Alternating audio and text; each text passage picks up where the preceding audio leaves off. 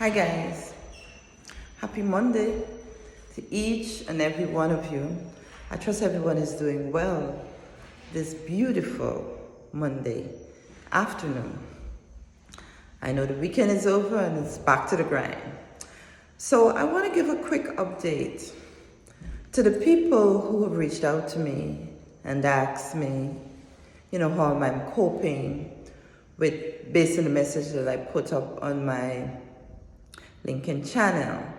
I want to say to you guys, this issue I've been facing, it has been an ongoing process for many years.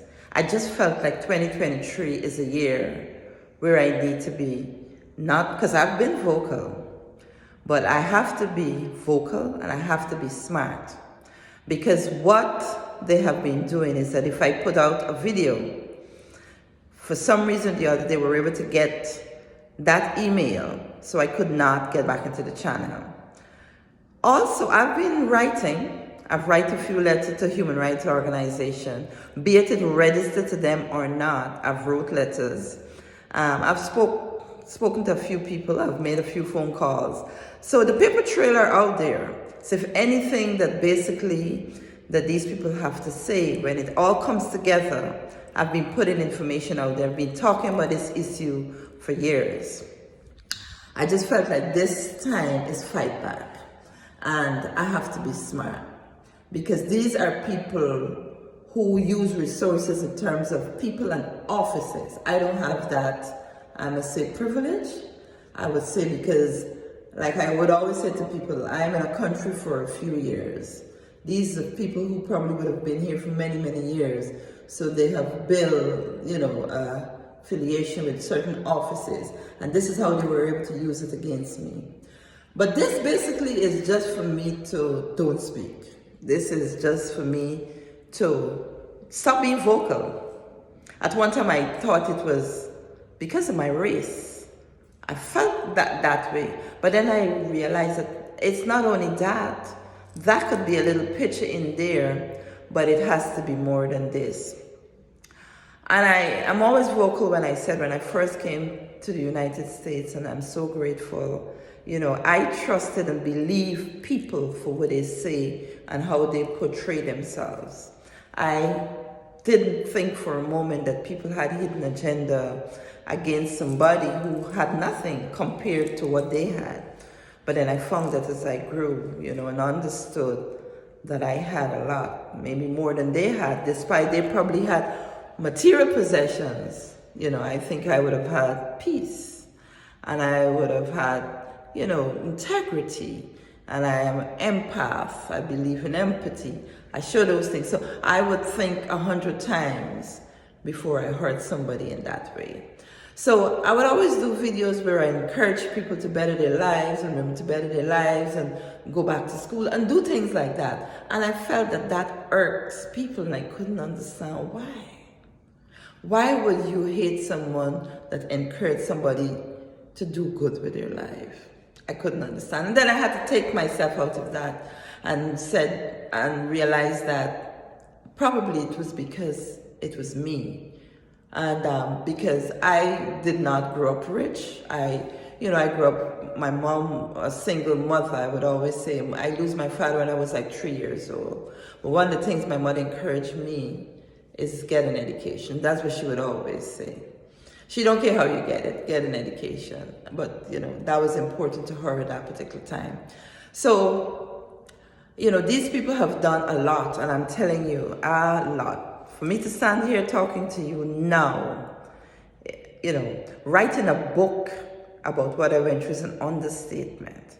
The amount of things that these people have done and thrown in my path. It's amazing that I'm standing talking to you here today. It's God's grace, nothing else but God's grace. But I managed to pull through, and I keep pushing through, and I just feel that these people need to be exposed, because they never stop. They never stopped. I have not communicated with some of these people, or most of these people, all of these people, in over 4 years. But they keep coming after me. I don't know why. I've removed myself out of friendship, even, family members But these people have definitely pulled each other together just to, for whatever reason that they think that I should not be this vocal, that I don't know.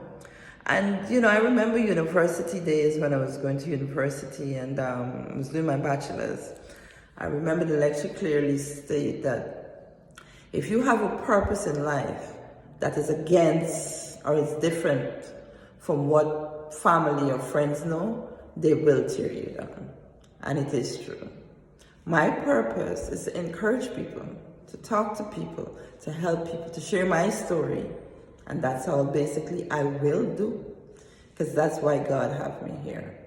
So today I basically want to say that hacking into my phone, changing my emails, the slander, the lies, creating scenarios when I was never there, putting people as if me, going to the courts and telling the courts that I am creating chaos on online, going to the channels like Faith, going to the Facebook and those things, and telling people that I am preaching nothing of the sort.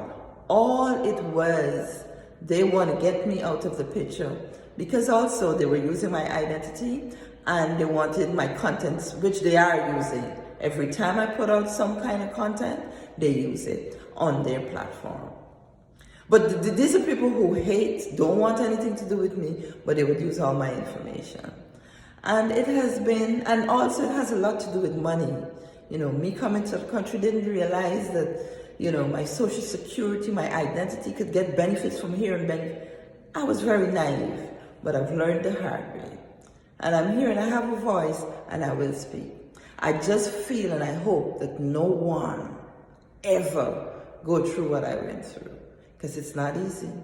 What I passed through, I don't want a human being to be able to go through it. It was not easy. It was not nice. You know, I recently moved from a shelter where I was for a couple of months. And I think that was rock bottom for me, where these people have done everything and every place that I live to create havoc. It is my time to fight back. I'll see you in my next video.